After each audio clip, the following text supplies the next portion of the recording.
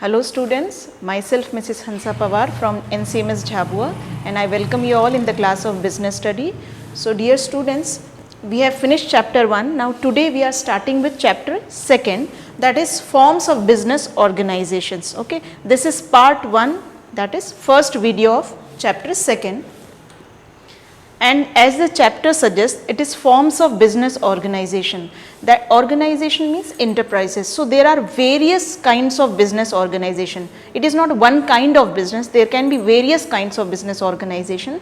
It can be in terms of sole proprietorship, joint Hindu family business, partnership, cooperative societies or joint stock companies. So in this particular chapter we are going to discuss on all these forms of business enterprises one by one. Okay, then here with meaning we are going to discuss the features, the merits and demerits of all these forms of business enterprises. So first we will learn about what is the introduction part, that is what is business enterprises. If one is planning to start, that means any person, if he is planning to start a business enterprises or he wanted to expand his business, that is for his growth and development with the existing one, it is important that he must take decisions relating to which form or which kind of business organization he wants to go for. Say for example, if he wanted to start a business, okay, any enterprise or firm, you need to think about that what kind of business you wanted to involve in.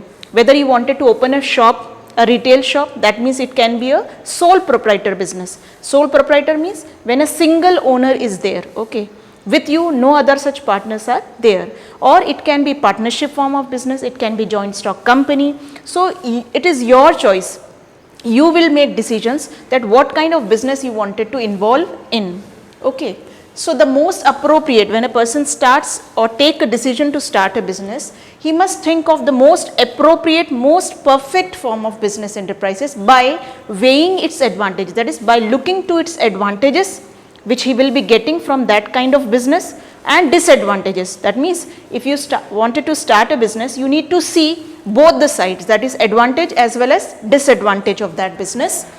And advantage can be growth, maximum profit, your better reputation, goodwill in the market, and disadvantages can be if you are insolvent, bankrupt, okay, you are facing huge losses. So this can be disadvantages. So looking to each side's advantage as well as disadvantage of each kind of business, you will make decision that you wanted to involve in which kind of business enterprises.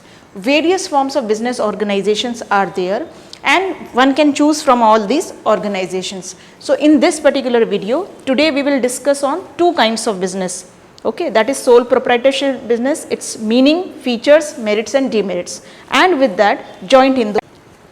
Okay, now starting with sole proprietorship. Sole means single, individual, and proprietorship means it is actually proprietor or owner of the business, the one person who managed, controls the business and who starts the business. Okay, so when we say sole proprietor means single ownership.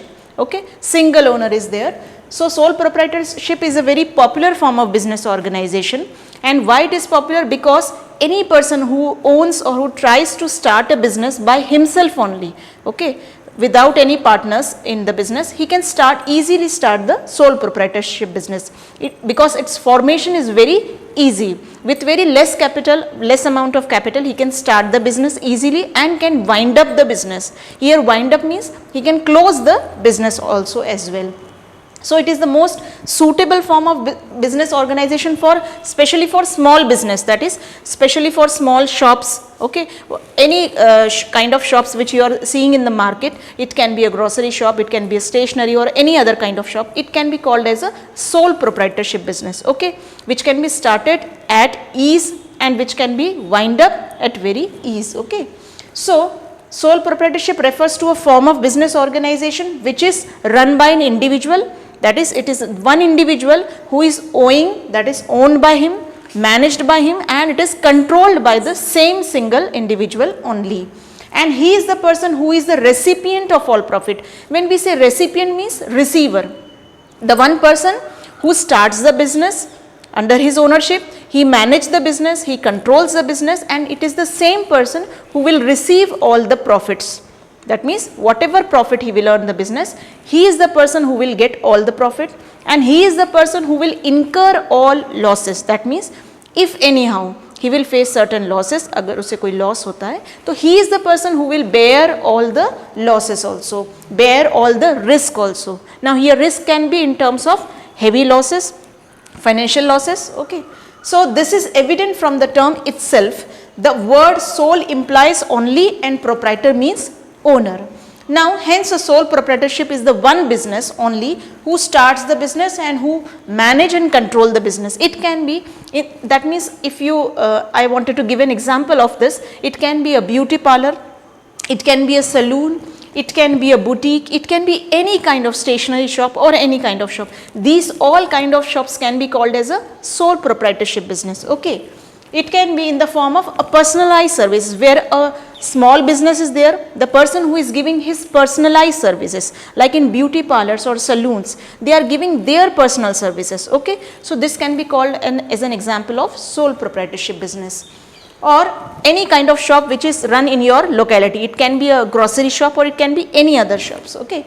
Sole trader is a type of business unit where a person is solely responsible. Solely means only responsible for providing the capital, that is, it is one single person only. Like if I am a sole proprietorship business man, okay, so businesswoman, so I wanted to start a business, so it is me only who will invest the capital in that kind of business. I am getting the profit and I will be facing the losses also as well.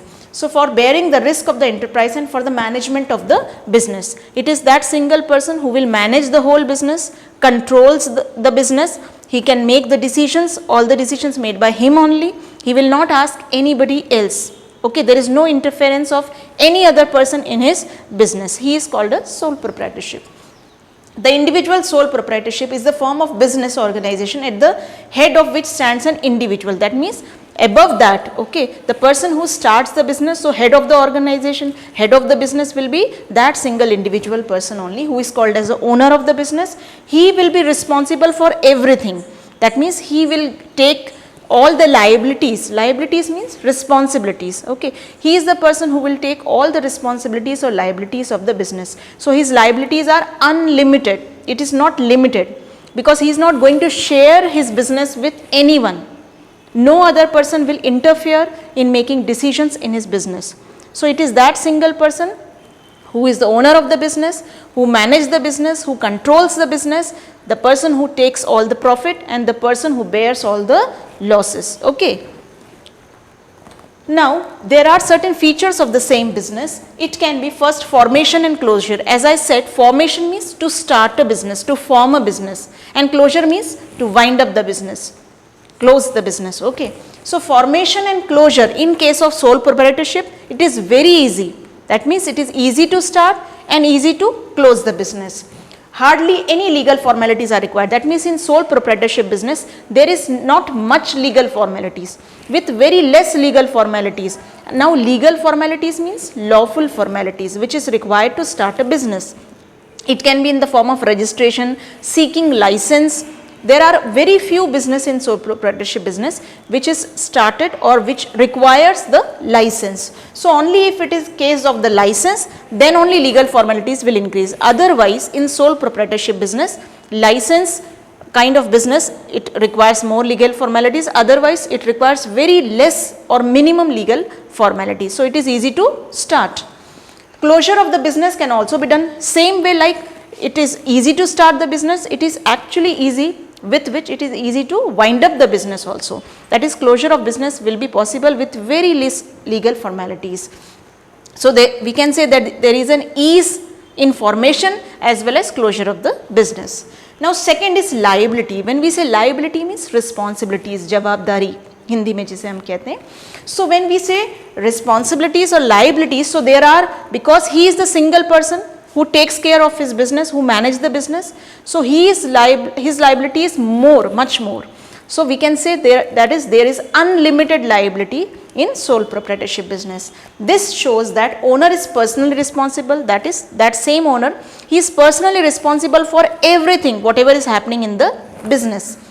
It can be in terms of payment of debts. That means if he is taken certain loan from any financial institution, he is liable for giving or repaying all those debts or all those loans in case the assets of the business are not sufficient.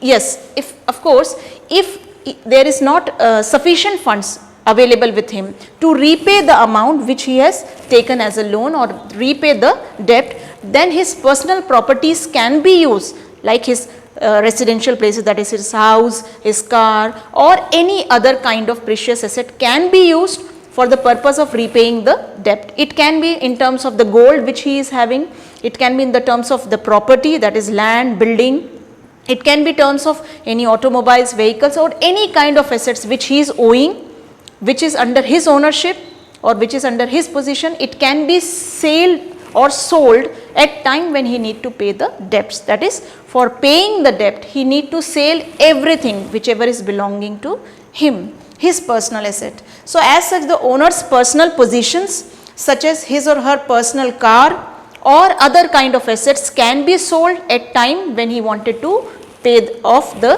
dues or the debt.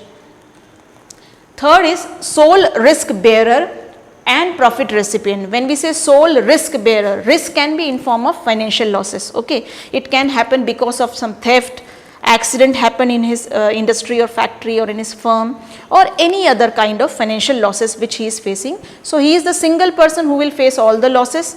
He is the single person who is the recipient of the profit. That is, he is the person who will receive and enjoy the profit. Okay, he will not share his profit with anybody else. So the risk of failure of business is borne or it is bear all alone by the sole proprietorship, and even the profit, if he is very successful in his business, it is one person only, that is he himself only, who will share or will get all the profit or maximum benefit. He receive all the business profit which becomes a direct reward. So this kind of profit will be a direct reward for him. Reward means cash money. Okay. Fourth is control. Control means in terms of taking decisions, making decisions, managing everything, that is purchasing raw material and machineries, equipments, recruiting employees, and so many other things. So it will be done by only him, single-handedly. So the right to run the business and to make all decisions absolutely lies in the hands of the sole owner, that is sole proprietor only. Nobody else or other people will not interfere in his business, and even he will not ask anybody to take part in the decision making in the business. Okay. Then no separate entity. When we say entity means it is body. Okay, anything. Okay. So now here no separate legal entity means lawfully, if we see, then sole proprietorship business and sole proprietor, we cannot separate both of them because they are one and the same only. In the eyes of the law, no distinction, no differences, that means is made between sole trader and its business. That means a sole businessman, sole trader and his business cannot be separated legally. Okay, it is one and the same. The owner is therefore held responsible for all the activity, that is for all his economic activity, he will be held responsible for everything, whether good or bad, whatever happened. Then sixth is lack of business continuity. That means this kind of business lacks business continuity. It is sometimes done for a short run or it can be for a longer period of time. So business is owned and controlled by one single person only. Therefore, if that person faces death, that means if he dies because of any reason, if he becomes insane, insane means the condition of when a person is out of his mind, that is madness we can say, or imprisonment, if he is imprisoned for any illegal thing, or physical ailment, that means ailment means diseases. If he is suffering from some physical disease, okay, any kind of disease, so he can stop his business anytime. Or if he becomes bankrupt, bankrupt means the condition of insolvency, when a person is unable to pay all his debt, dues or loans, whatever, he is not in a position to recover the business because he is having zero balance in his accounts. He don't have enough money. So we can call him bankrupt. Okay. So because of all this condition, anytime a sole proprietor can stop his business without any interference, without any permission. So we can say that this kind of business is easy to start and easy to close also. Now some merits of this kind of business. The first is quick decision making. Of course, the decision making process is very quickly done. Why? Because he is the single person or sole proprietor who is available in the business, and he is the person who have all the right to make decisions, to take decisions, So a sole proprietor enjoys considerable degree of freedom in making business decisions. He is free to make whatever decision he wanted to have, and is prompt. Prompt means it is very fast, with all speed, because he don't have to ask others for making decisions or for making anything possible. So the decisions are very prompt, and there is no need to consult others. He will not consult or seek suggestion from others to do what. Okay. So we can say that decision making is a quick process here. Second is confidentiality of information. When we say confidentiality, means making everything confidential. It's something which is kept secret. When we start a business, it is very possible, or it is very important to whatever decisions we are making in the business, it must be kept confidential, it must be kept secret. Otherwise the other competitors company who are there in the market, they can take advantage of our company, our decisions. Okay. So it is very necessary to make everything confidential. So sole proprietorship or sole decisions making authority enables the proprietor to keep all the information secret and related to business information, operations, and maintaining the secrecy. Okay. It is very much possible because of he is only the single owner. There is no other person or other interference is not there. Then direct incentive. Incentive means profit, reward, money, gain, everything can be called as incentive. He is the person, as I said, he is the recipient, single recipient of the profit. So whatever profit he will earn, he will get the direct benefit or maximum benefit of him. He will not share his profit with others. And the need of share of profit does not arise as he or she is the single owner, and this provides maximum incentive to that kind of business. That is, it is actually providing the maximum benefit to that same person for operating the business single-handedly. Fourth is sense of accomplishment. That accomplishment means achievement, and sense means feeling. So in sole proprietorship business, we can say that he is satisfied personally for whatever activities he is doing, whatever decisions he is making, he is solely responsible and satisfied with that, involved in working for oneself. The knowledge that one is responsible for the success of the business not only contributes to self-satisfaction, but also instill in the individual a sense of accomplishment and confidence. That means when he actually starts his business, he is the person who is responsible for everything. So he will tries to accumulate his knowledge with his experience, make certain decisions. If the decisions are good, he will have much success, profit will be there in the in his business, and he will have maximum gain. So it is the individual person, his sense of accomplishment, because of his experience, because of his confidence, he is making the good decisions. Okay, possible. So this can be a sense of accomplishment which can be enjoyed only in sole proprietorship business. Then ease of formation and closure. We did this in feature also, and it is actually the advantage also, that it is very easy to form the business, to start the business, and it is very easy to close the business. Why? Because the legal formalities which are required to start the business and to close the business are minimum. Okay, it is very less. So it is very easy to start with minimum legal formalities and easy to close also. Now some limitations of the same business, that is sole proprietorship. Limited resources are there. Now here resources, we mean to say it can be financial resources, it can be physical resources. Basically we are talking about financial resources, that is availability of funds and money. So this kind of business where he is a single person, if he has got good property, if he has got good amount of money or fund, he can invest more according to his financial condition. So the resources are very limited to him. So resources of a sole proprietorship are very limited, and the personal saving and borrowings can be used. That is, whatever he has saved in his account, that is his personal saving, and even with that he can borrow certain amount of loan from the banks also. So it is with this fund only, this particular fund only, he can start the business. So we can say there is no interference of other person. So the resources are very limited. Banks and other lending institutions may hesitate because he is a sole proprietor business. So banks and other kind of financial institution hesitate to give him loan. Why? Because he is the single person. Whatever savings and borrowings he have, he can start the business. He has not extra money to borrow from anybody.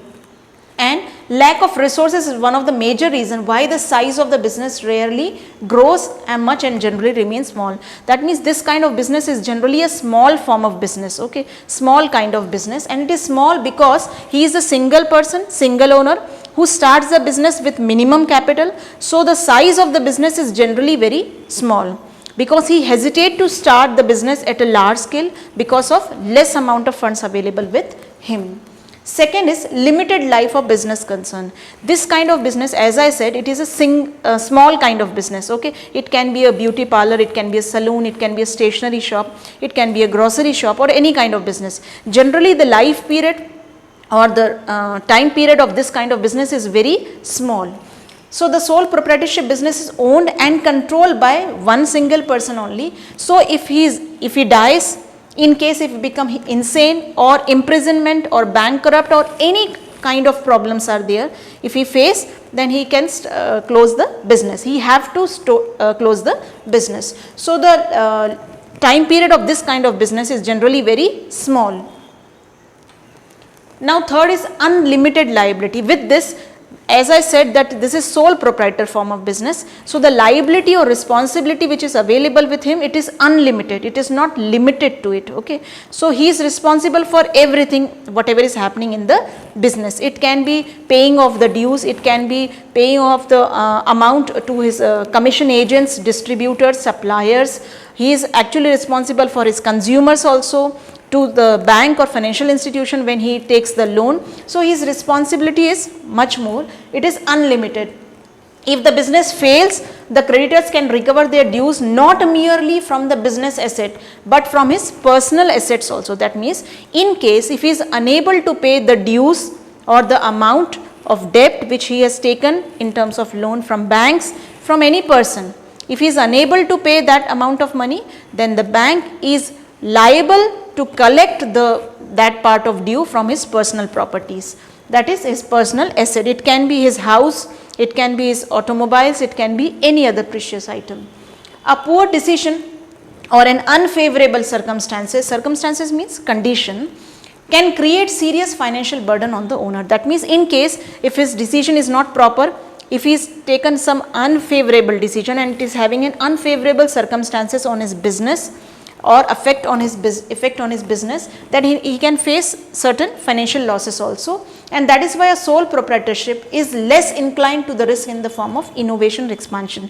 And generally, as I said, the business is very small, there are very less chances to expand the business, okay, for the growth of the business or development of business, and even innovativeness is very less in this kind of business. Innovation is actually not required in this kind of business also. Then fourth is limited managerial ability.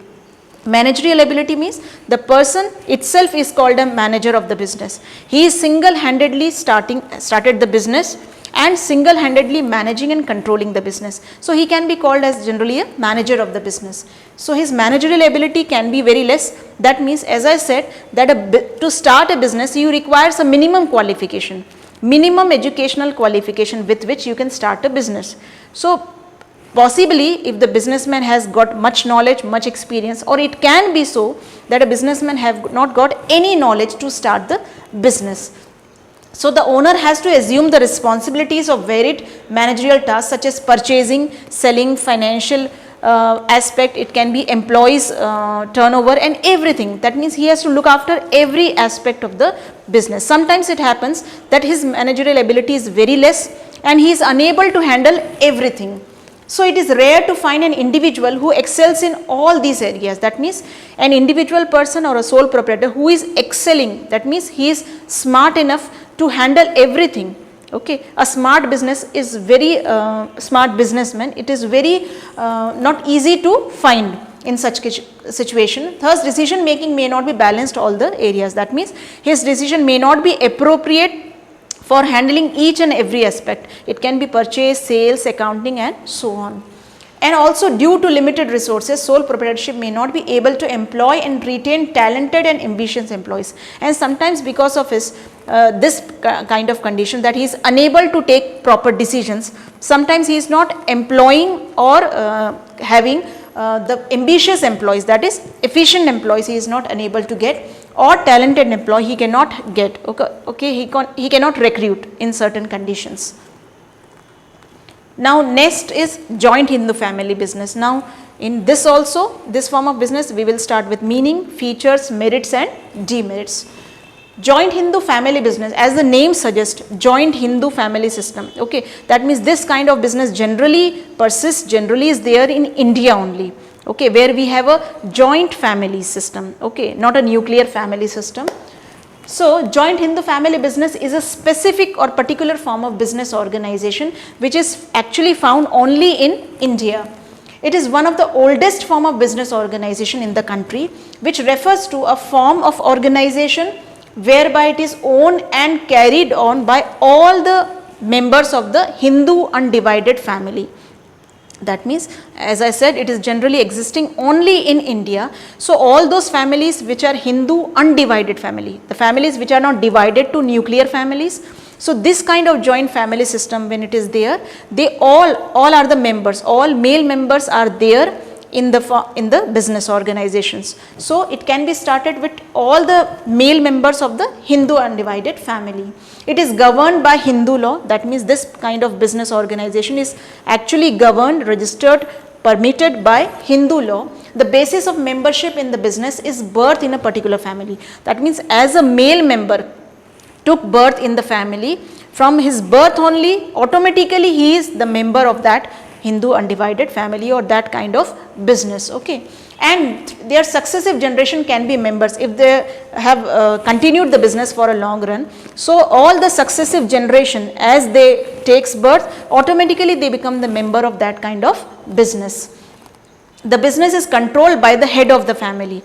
That means it can be generally grandfather or any elder son after grandfather. So generally this kind of business is controlled by the head of the family, and that head of the family in joint Hindu family form of business is called as Kartha, K-A-R-T-A, Kartha, okay. And he is the eldest, he must be the eldest member of the family. All members have equal ownership right over the property of the ancestor. That means in this form of business, suppose a father is there and he has 4 sons, okay. So all these 5 members will be there in the joint Hindu family business. But the decisions, making decision, liabilities, responsibilities, all that rest more with the Karta, that is with the father, okay.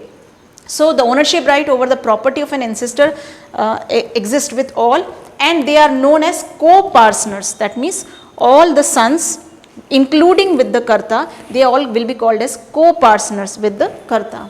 Now there are certain features of this kind of business. First is formation.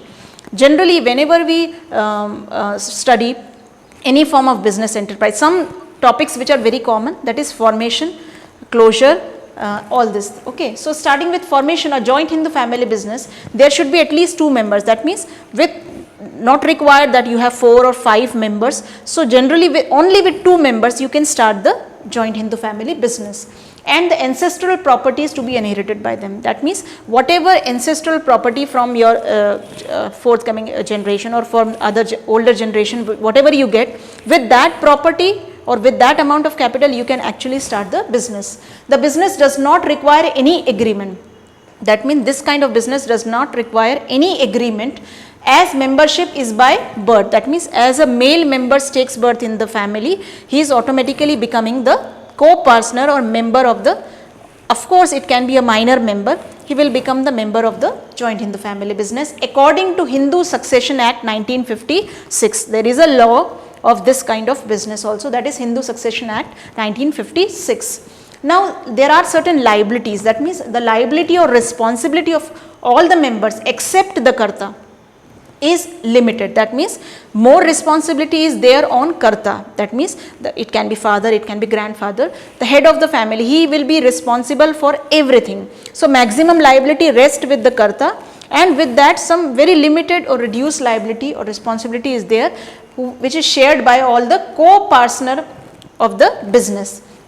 The Karta however has unlimited liability. Then control, the control of the family business lies only with the Karta. As I said that this form of the business is actually run by head of the family. He is called as Karta. He will have all the control and unlimited liability rest with him.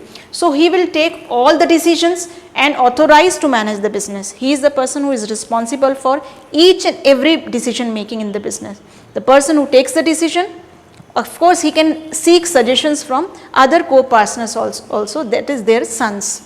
So his decisions are binding on other members. Whatever decision he will take, it will be bounded by all the members to follow those decisions, to accept those decisions.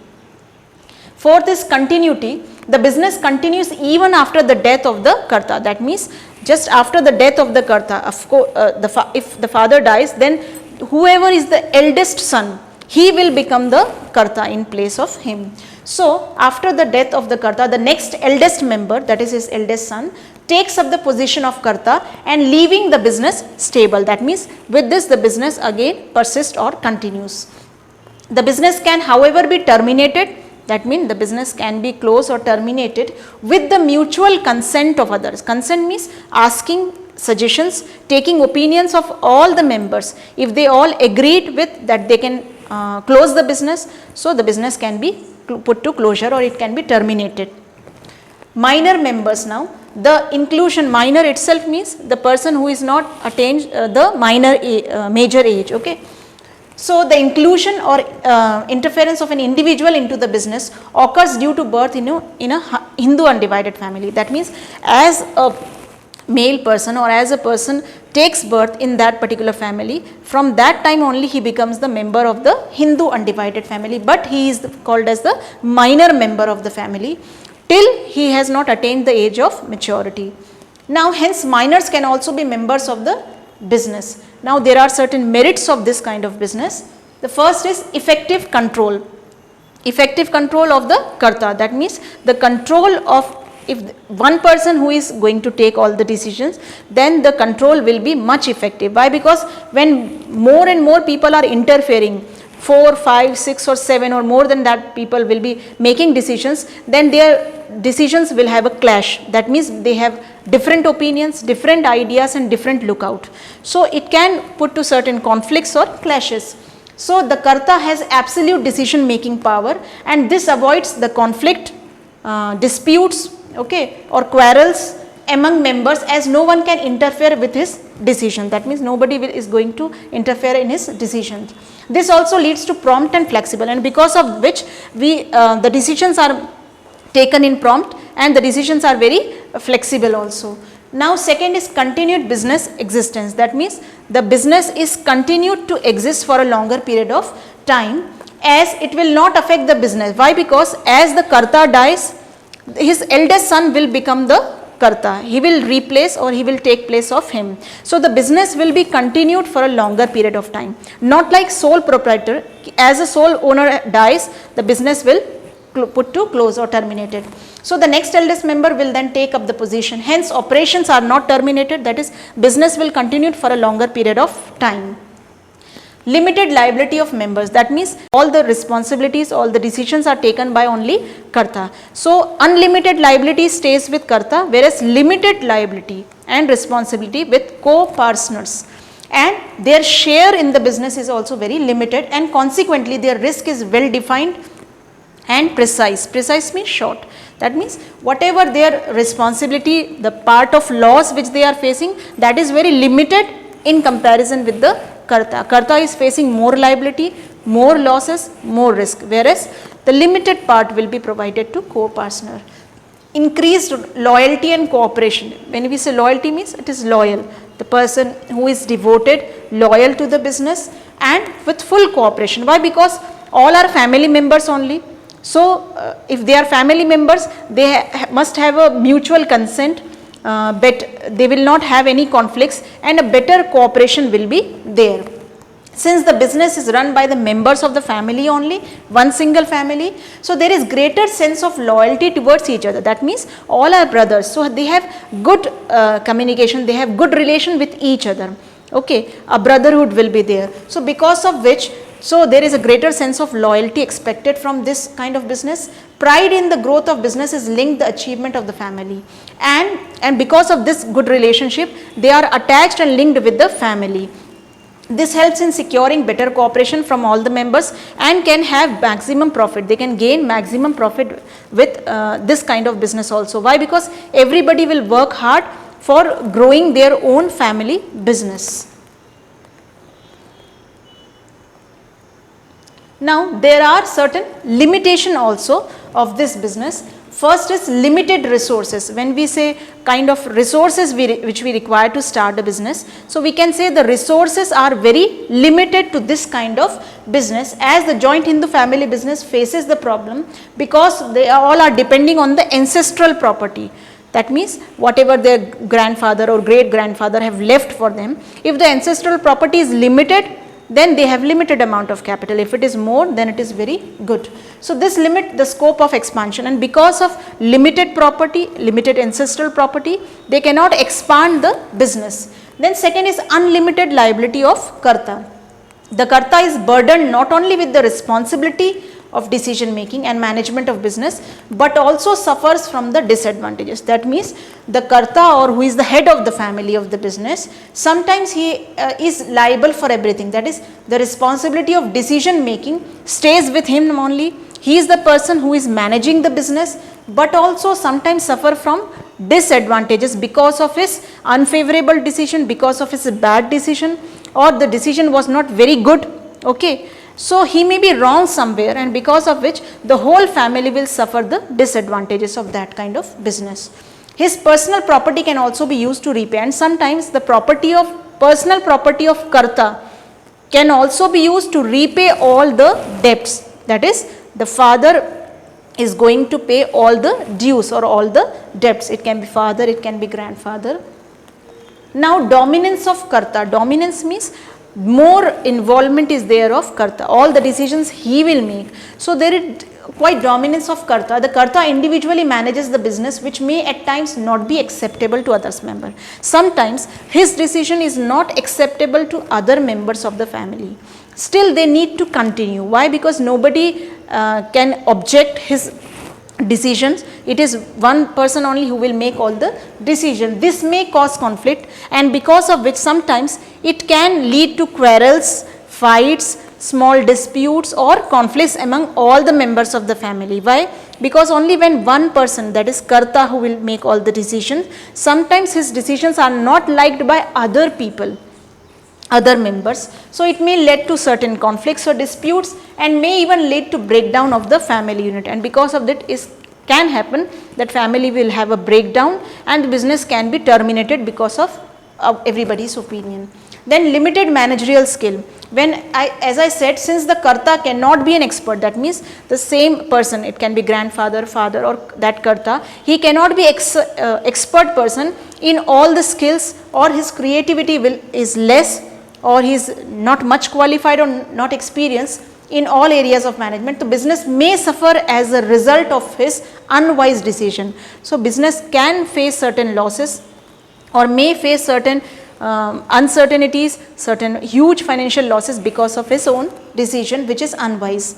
His inability to decide effective may result into poor profits or even losses of the organization. That is, because of his inability, that is, he is unable to take proper wise decisions, and because of which the company or his business may suffer some poor profit or even a long time loss of the organization. Now, here dear students, we have finished two parts, that is two form of business enterprises, sole proprietorship and joint Hindu family business, its meaning, features, merits and demerits. In the next video, we will meet again with some other forms of business enterprises same way. So, thank you, goodbye.